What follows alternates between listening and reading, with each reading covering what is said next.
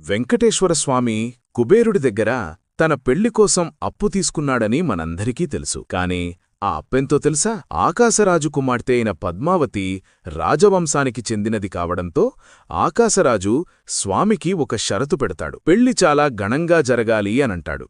అప్పుడు తిరుమలలో కొలువై ఉన్న ఈ స్వామివారు పద్మావతిని పెళ్లి చేసుకోవడానికి ఒక గొప్ప ఏర్పాట్లు చెయ్యాల్సి వచ్చింది. స్వర్గానికి ఏమాత్రం తక్కువ కాని విధంగా పెళ్లి జరగాలి అని విశ్వకర్మతో అద్భుతమైన నిర్మాణాలు చేయించారు. కాని సమస్యేంటంటే ఇంత పెద్ద వివాహానికి అవసరమైన సంపద ఆయన దగ్గర లేదు.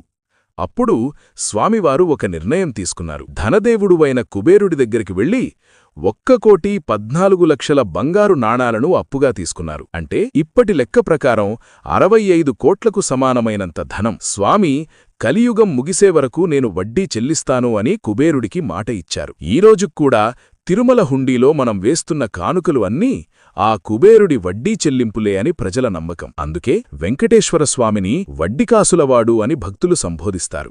ఓం నమో నారాయణ నమః.